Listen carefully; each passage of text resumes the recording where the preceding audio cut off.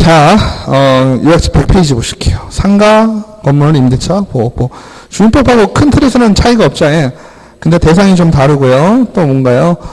아까는 우리가 뭐 1억에 3,400만 원 이런 얘기 할 때 뭐만 따지나요? 주택이면 다 되는 거죠. 주택임대차보호법은 그 적용 내용이 최우선 변제권, 소액 임대차 보호를 위한 최우선 변제권을 빼놓고는 주택이면 다 적용이 되는 상황이에요. 그 제반 사항들은. 근데 상가임대차보호법은 어때요? 월세와 보증금을 따라서, 그죠? 환산보증금이라는 게 있죠? 그래서 환산보증금을 넘어가는 것들은 어때요? 상가임대차보호법 자체에 적용이 안 되죠. 해당 사항이 없는 거죠. 그래서 교회, 동창회, 종신회 등의 사무실은 상가 건물이 아니니까 상가임대차보호법에 적용이 되지 않고요. 아까 주택에서도 말씀드렸던 것처럼 일시 사용을 위한 임대차 보호할 필요가 별로 없으니까 이것도 보호가 되지 않고, 서울 같은 경우 4억 원을 초과하는 환산보증금일 경우 보호할 필요가 없으니까 상가임대차보호법은 적용이 되지 않지만 대항력이나 계약갱신 요구권, 권리금의 보호는 보증금의 다소와 상관없이 인정된다. 그죠? 상가임대차보호법 전체적으로 환산보증금, 환산해서죠? 환산해서 넘어가는 보증금에 대해서는 적용이 되지 않지만 대항력이라든지 계약갱신 요구권 이런 것들은 인정이 된다. 마찬가지로 대항력을 갖춘다라는 건 아까는 주택이니까 무슨 등록을 했어요? 점유하고요. 전입해라. 주민등록해라고 했잖아요. 그럼 상가는 비슷한 게 뭐가 있을까요? 등록해야 되는 게 사업자 등록이겠죠? 상가니까 말 그대로 뭘 위한 거예요? 사업을 위한 거죠? 그러니까 대항력이라는 건 실질적으로 아까 주택임대차보호법에서는 대항력이라는 의미를 어떻게 이해하시라고 그랬어요? 내가 여기 살고 있음, 그걸 확인해 주는 거잖아요. 그러면 상가임대차보호법에서는 어떻게 했어요? 내가 여기 사업하고 있음이 되겠죠? 맞나요? 그러니까 상가임대차보호법 상임법에서 대항력을 갖춘다는 것은 건물을 임대를 하고 사업자 등록 신청을 하게 되면 다음날 빵시부터 뭐가 된다? 대항력이 인정이 된다. 주택이랑 똑같지 않아요? 맞아요? 질문 있으세요? 질문 있으세요? 그 다음에 우선면제권 똑같습니다. 우선면제권도 대항력을 갖춘 후에 뭘 하면 된다? 확정일자를 받으면 되겠어요. 그죠? 아까 확정일자 어디 가서 받으시라고 그랬어요? 그렇죠. 상가는 세무서가 맞죠. 주택임대차보호법에서는 뭐 법원이나 그죠? 주민센터 이런 데 가서 받으라고 했잖아요. 상가니까 어디 가서 받으시면 편하겠어요? 사업자 등록 낼 때 그죠? 사업자 등록증에다가 받아 오시면 되겠다. 그 다음에 소액보증금은 최우선 면제권, 대항력권을 갖추고 상가 건물은 똑같이 2분의 1이고요. 보증금의 일정이고 선순위 권리자보다 먼저. 그러니까 소액 보증금은 최우선 면제권이라는 거 아까 말씀드린 대로 우선 면제권하고 개념 다른 거예요. 그냥 적은 금액에 대해서 먼저 주는 거고 101페이지 맨 위에 임차권 등기 명령이야. 임차권 등기가 격려된 상가 건물을 임차한 소액 임차인은 최우선 변제권이 없다. 그 다음에 소액 임차인을 판단하는 기준은 환산보증금이다 라고 했어요. 주민법은 뭐였어요? 단순히 보증금이에요. 월세가 많다 하더라도 월세로 보는 것이 아니라 보증금을 보는 거고, 상가 건물 임대차 보호법에서는 환산보증금을 보게 된다라는 겁니다. 그래서 기타 사항으로 큰 틀에서는 주민법과 상임법이 변하지는 않아요. 그래서 기간을 정하지 아니하거나 1년 미만으로 정한 임대차는 그 기간을 1년으로 본다. 아까 어땠나요? 주택임대차보호법에서 몇 년이었어요? 예? 2년이었죠. 예. 상가는 얼마? 1년. 그러면 임차인은 기간을 정하지 않았으니까 1년 미만도 가능한 거죠. 기본적으로 상가임대차보호법이나 주택임대차보호법은 누구 위한 법이에요? 공인중개사법 및 거래 당사자를 위한 법이라고 했잖아요. 그죠? 얘 같은 경우는 누구? 세입자를 위한 거죠. 임대차 보호잖아요. 말 자체가. 그죠? 왜 그럴까요? 이런 법을 따로 만든 이유는 암만 해도 임대인보단 임차인이 조금 더 챙겨줘야 된다. 이런 개념이에요. 그죠? 임대차가 종료한 후에도 임차인이 보증금을 돌려받을 때까지 임대차 관계가 존속된다. 이것도 똑같죠? 임대인은 임차인이 기간 만에 6개월 전부터 이것도 똑같아요. 근데 중요한 건 계약 갱신 요구. 그죠? 계약 갱신 요구권이라는 게 상가임대차보호법에는 있습니다. 그죠? 계약 갱신 요구권. 만약에 주택임대차보호법에서도요. 그죠? 주택에서도 그 기간을 2년으로 보니까 어때요? 1년짜리 계약을 해도 어때요? 1년을 더 연장할 수는 있거든요. 그죠? 주택임대차보호법에서도 그 계약기간을 안 정하고 모두 2년을 기준으로 하라고 했잖아요. 1년짜리를 해도 1년은 더 할 수가 있어요. 근데 상가임대차보호법에서 아예 명시를 해놨죠. 계약 갱신 요구권이라는 걸 해놨어요. 몇 년이에요? 상가 오픈하시면 몇 년 동안 하셔야 되겠어요? 5년은 하셔야 되잖아요. 그죠? 왜? 내가 뭐가 들어가니까? 시설 투자 금액이 들어가죠? 아니면 권리금 주고 들어가면 어때요? 그죠? 최소한 5년은 보장이 돼야 되겠죠? 근데 5년을 보장해 준다는 건 결국은 누굴 위한 거예요? 세입자 위한 거죠? 세입자 위한 거지만, 실질적으로 진짜 임대인이, 그죠? 임대인이 어쩔 수 없는 상황이 있을 수도 있잖아요. 건물이 뭐 부셔지고 도로가 난다든지 뭐 이런 경우. 그죠? 이런 경우에는 계약갱신 요건을 거절할 수도 있고요. 또 하나 뭘까요? 아무리 세입자를 위한 법이라도 세입자가 보호를 받으려면 뭘 해야 돼요? 의무를 다해야 되죠? 맞죠? 우리 임대차 계약서 쓰시면 주택 같은 경우 월세를 몇 달 동안 못 내면 계약을 해지할 수 있다고 되어 있나요? 민법에 2기죠, 2기. 그죠? 2개월 아니고 2기 이상이잖아요. 상가는요? 상가는 상가임대차보호법에 3기라고 아예 나오죠. 그래서 주택임대차보호법에는 안 나오고 민법에 나오죠. 민법에 2기 이상 나오고 상가는 아예 3기라고 지정을 해놨어요. 그러면 3기 이상 연체를 할 경우 계약을 해지할 수가 있고 또 뭐라 할 수가 있을까요? 계약을 갱신하는 것을 거절할 수 있어요. 너 3기 이상 차임 연체했으니까 거절이야. 너랑 연장 안 해. 그죠? 세입자를 위한 거지만 세입자가 뭘 안 한 거예요? 의무를 다 하지 아니했죠? 그죠? 그래서 3기의 차임을 연체하거나 아니면 건물이 철거나 재건축으로 될 경우 아니면 고의 또는 중대한 과실로 건물을 파손을 했다든지 이럴 경우에는 어떻다? 계약갱신 요구를 거절할 수 있다. 그죠? 거꾸로 얘기하면 정당한 사유가 없으면 거절을 할 수가 없다. 그죠? 최초의 임대차 기간을 포함한 전체 임대차 기간이 5년을 초과하지 않는 범위 내에서만 계약갱신의 요구가 가능하고 계약갱신 요구는 아까 여기서 뭐라고 했었나요? 이 법에 의해서 환산보증금이 초과하는 경우에도 그죠? 초과하는 경우에도 대항력이나 계약갱신 요구권이나 권리금 보호는 상관없이 인정된다고 했으니 그죠? 계약을 얼마에 했던 간에 보증금을 얼마를 뒀던 환산보증금이 얼마든지 간에 상관없이 계약갱신 요구권은 인정이 되고요.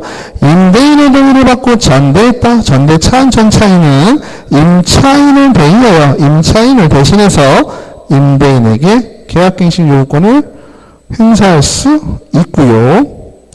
그 다음에 법정갱신 아까랑 똑같죠?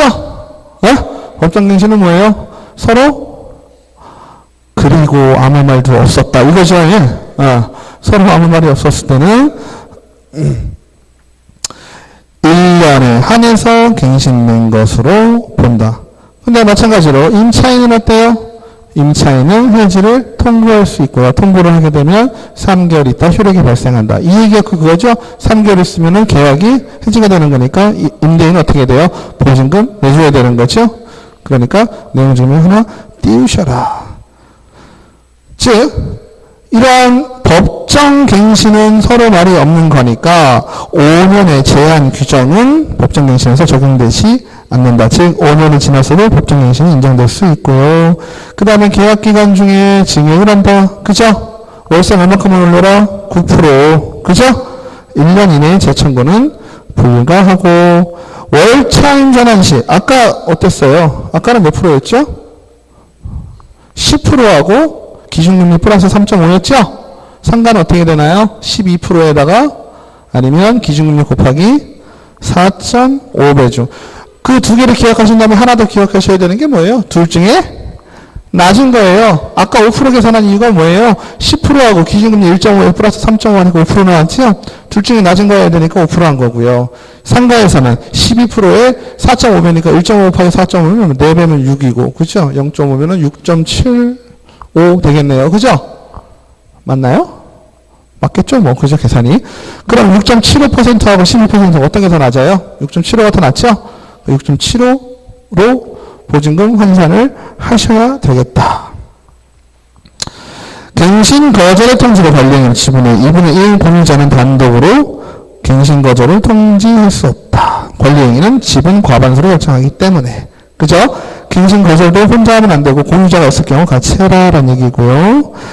그 다음에 상가 건물의 일부분을 임대에 처한 경우 사업자 등록 신청 시 일부를 표시하는 도면을 첨부하여 사업자 등록을 하여야 대항력이 발생한다. 왜 그럴까요? 상가 건물 전체에 통이 있는데 한쪽만 쓰는 경우 있잖아요. 저쪽 사무실 같은 경우. 그럴 경우는 어때요?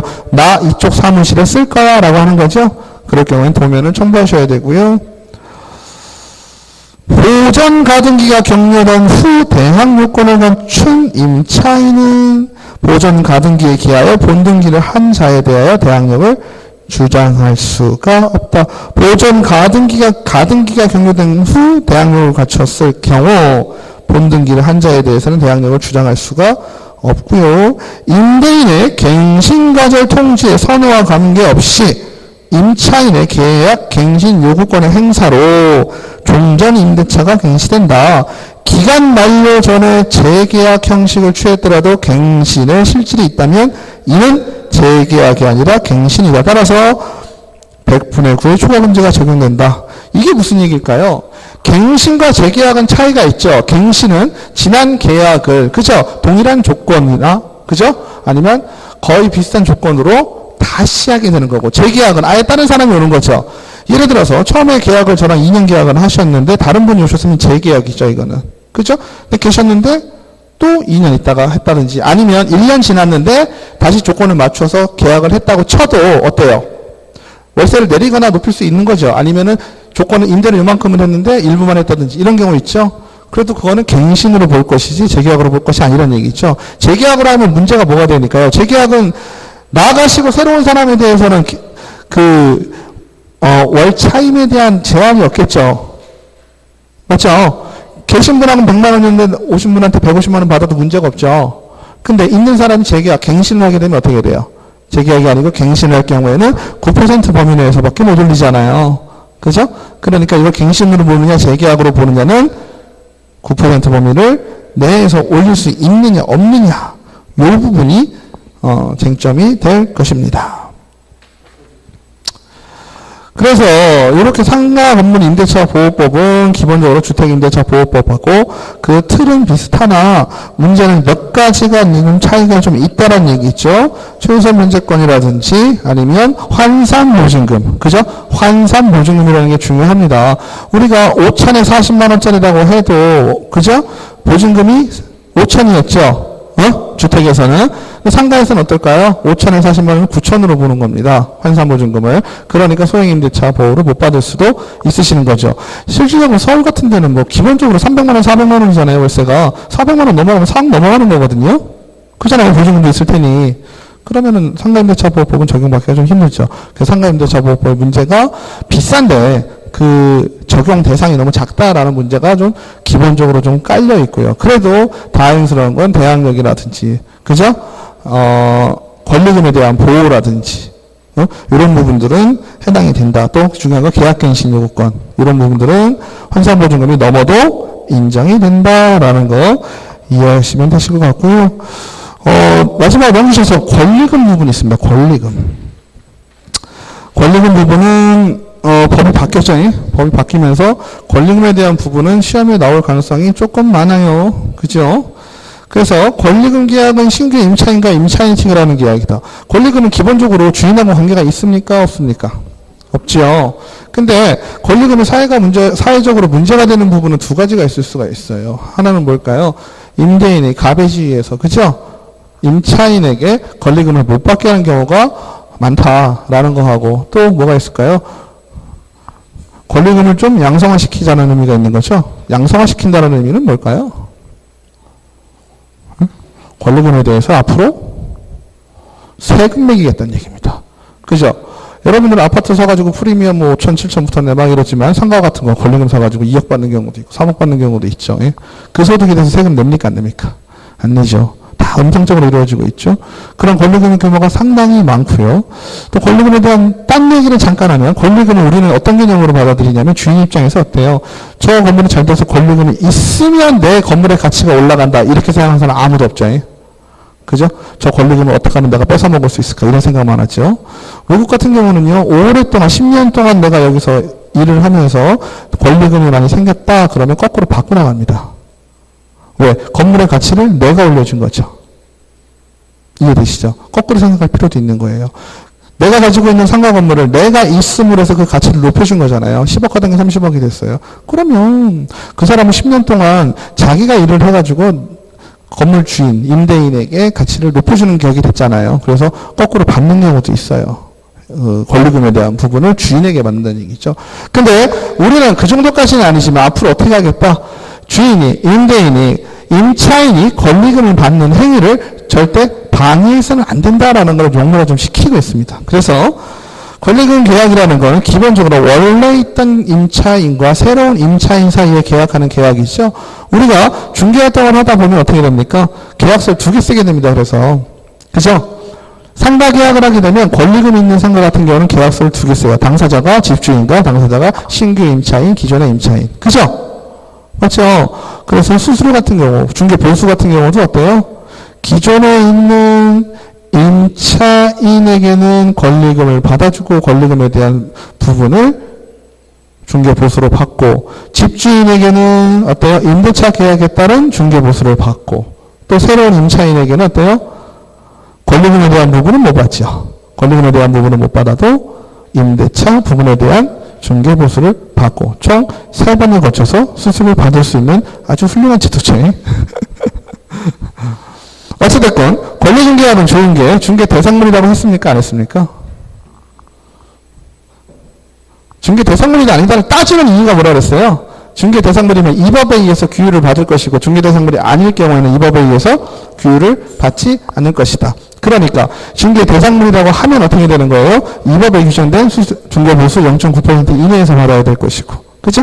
중개 대상물이 아니라면 내가 얼마를 받든 네가 신경 쓰지 마 이렇게 되는 거죠. 그래서 권리금 같은 경우는 받아야 될 기존의 임차인에게는 어때요? 중개 보수 요율에 상관없이, 그죠? 중개 보수를 받을 수 있는 장점이 있다라고 했죠. 그래서 권리금 계약은 신규 임차인과 임차인이 체결하는 계약이 되고요. 임대인의 방해 행위 언제까지? 임대차 기간이 끝나기 3개월 전부터 종료 시까지는 다음에 방해 행위를 해서는 안 된다. 신규 임차인에게 권리금을 요구하거나 수수한 행위. 누가? 임대인이죠. 그죠? 임대인이 권리금 받으면 안 되겠죠, 당연히. 신규 임차인이 임차인에게 권리금을 지급하지 못하게 하는 이게 무슨 얘기일까요? 기존에 있는 임차인에게 권리금 주지 마라 라고 하는 거죠. 신규 임차인에게 현재의 고액의 차인과 보증금을 요구하는 이건 뭘까요? 신규 임차인에게 현재의 고액의 차인과 보증금을, 그러니까 기존에 있는 임차인은 100에, 아니 3천에 100이었는데 새로 들어온 사람은 뭐 5천에 200, 5천에 300 이렇게 요구하면 되겠어요? 안 되겠어요? 안 되겠죠. 그러면 새로운 신규 임차인이 들어오지를 못하는 상황이 됐죠. 그 다음에 정당한 사유 없이 신규 임차인과 임대차 계약을 거절하는 얘기. 이 모든 게 좀 따져보면 어떻습니까? 신규 임차인을 못 들어오게 한다는 얘기는 시간이 지나서 계약이 끝나면 걔 나가겠지 이런 마음이잖아요. 그죠? 그리고 그런 경우가 상당히 좀 많았고요. 잘 된다 그러면 어때요? 그죠? 내보내고 아 미안해요 뭐 아들이 뭐 해야 돼서 뭐 이러죠. 근데 나중에 나가면 어때요? 똑같은 업종 들어오죠. 저는 그런 적도 본 적 있어요. 낚시집이 정말 잘 됐거든요. 주인이 나가라고 한 거예요. 계약이 끝나가지고 나갔더니 거기다가 똑같이 차린 거예요. 기존에 있던 사람이 열이 받지 않아요? 열이 받으니까 옆집에다 똑같은 걸, 기존에 있던 걸 옆집으로 옮긴 거예요. 치고받고 하다가 결론은 어떻게 나는지 모르겠는데 그런 경우가 상당히 많죠.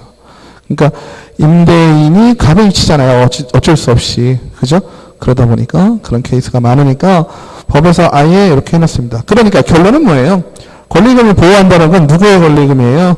기존의 임차인의 권리금이잖아요. 그러니까 하나만 기억하실 게 임차인이 받아야 될 권리금에 대해서 임대인이 방해하지 못하게 해놨다. 그래서 임대인이 위에 방해를 한 경우는 임차인은 임대차가 종료된 날로부터 3년 이내에 임대인에게 손해배상을 청구할 수 있다라고 되어 있죠.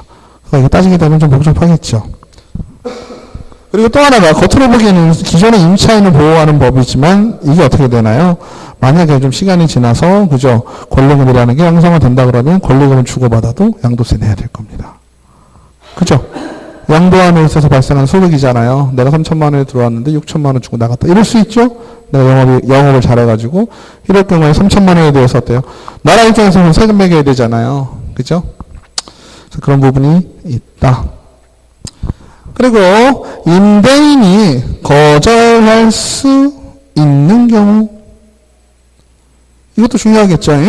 임대인이 기본적으로 방해를 하면 안 되는데 실질적으로 신규 임차인이 보증금 또는 차금을 지급할 여력이 없는 경우, 신규 임차인이 임차인으로서의 의무를 위반할 우려가 있는 경우, 상가 건물을 1년 6개월 이상 영리 목적으로 사용하지 아니한 경우, 임대인이 선택한 신규 임차인이 임차인과의 권리금 계약을 체결하고 권리금을 지급한 경우. 이게 뭘까요? 임대인이 선택한 신규 임차인이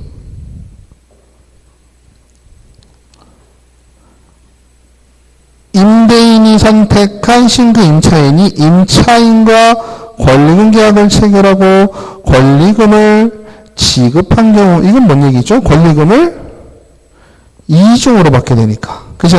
그래서 임대인이 선택한 신규 임차인이 임차인과 권리금 계약을 체결을 하고 권리금을 지급을 했다라고 할 때는 어때요? 이 임차인이 데리고 온 사람하고 하면 안 된다는 얘기죠. 그죠? 이해되시죠? 다시요. 지금 얘기는 뭐예요?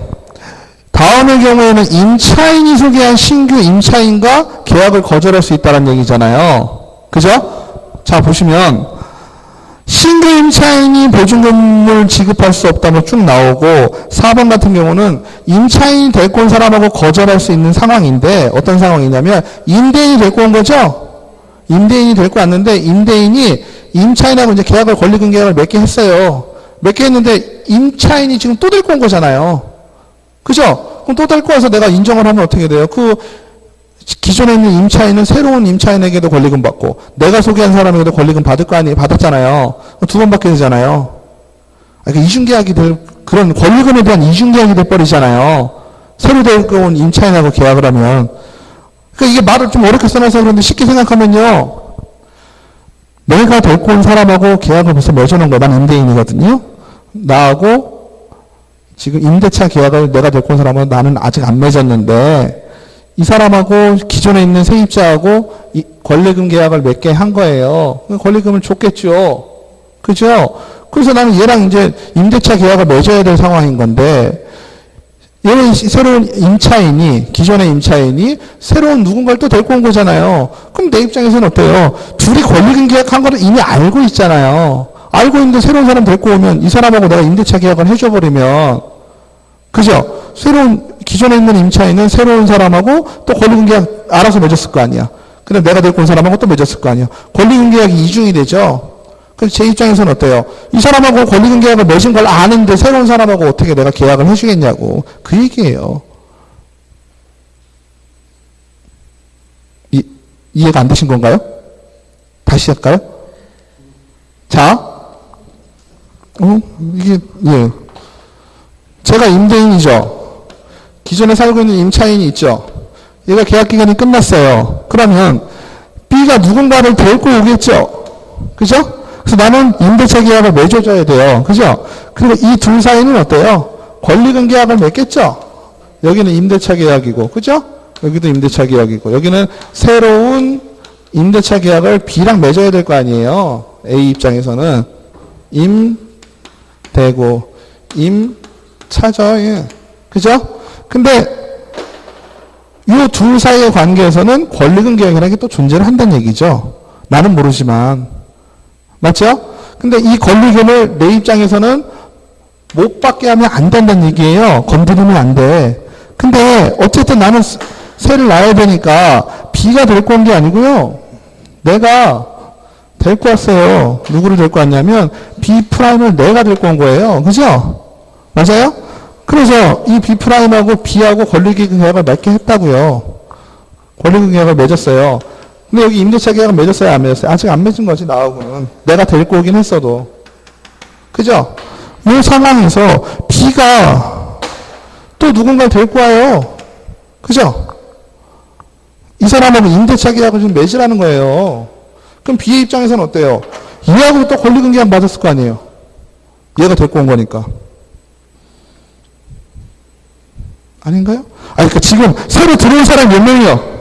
2명이 됐잖아요. 2명이 돼버린 상황이잖아요. 각각 한 명씩 데리고 와서. 그러면 내 입장에서는 내가 데리고 온 사람이랑 권리금 계약을 체결한 걸 뻔히 아는데 이 사람하고 임대차 계약을 맺을 수가 있냐고요? 없지요. 그럼 당연한 거죠. 이건 당연한 얘기인데 어렵게 써놔서 그래요. 아시겠죠? 그 내용입니다. 그래서 1과 2 신규 임차인이 보증금이나 차임을 지급할 여력이 있는 점인지 내가 알 수가 있어요, 없어요? 잘 모르잖아요. 그죠? 그러니까 이런 경우 아니면 신규 임차인이 임차인으로서 의무를 위반할 우려가 있는 경우 알아요, 몰라요? 앞으로의 미래일인데 모르죠? 근데 지금 여기서 얘기하는 건 뭐예요? 1과 2에 대해서는 임차인이, 그죠? 임차인이 관련 정보를 제공해야 돼. 이게 말이나 되는 얘기예요? 상식적으로? 제가 세입자인데 새로운 세입자를 데리고 오면서 주인한테 뭐라, 얘는 월세를 잘 못 낼 것 같아요. 이렇게 얘기하면 주인이 그걸 놔요? 그죠? 좀 그렇지? 그 다음에 앞으로 얘는 임차인으로서 의무로 얘는 막 건물 내부에 있는 거 막 부시고 집기 파손하고 막 그러래요. 이렇게 얘기할 게 아니잖아요. 그죠? 현실적으로 조금 어렵지. 어쨌든 이런 상황은 그렇습니다. 그 다음에 임차인의 차임 연체액이 3기의 차임액에 달하는 때는 임대인은 계약을 해지할 수 있다. 이걸 조금 기억해 두시는 게 좋겠죠. 주택은 2기, 상가는 3기. 그죠? 그렇게 하시면 한 번씩은 훑어봤는데요. 어쨌든 요약집으로 보시면 조금 달라요. 그죠? 요약집으로 보는 거하고 교재로 보시는 거 조금 차이가 있어서 교재로 참고를 하셨으면 좋겠고요. 그 다음에 103페이지에 이제 주택임대차보호법, 상가임대차보호법은 비교를 하셔서 보시면 그 차이점에 대해서 시험에 나올 수도 있겠죠. 그래서 그 부분 확인하시면 문제가 없을 것 같고요. 문제를 이제 다음 주부터는 이제 들어가면 이제 그때는 이제 시험에 나오는 거 위주로 좀 보시게 돼요. 근데 그러다 보면 다 못 따르는 경우도 있겠죠. 그래서 이 기본서는 조금 안 버리시는 게 좋아요. 기본서를 계속 손에 들고 계시는 게 전 과목 다 그게 더 유리하시니까 그거 조금 하시면 될 것 같습니다. 오늘도 고생하셨습니다.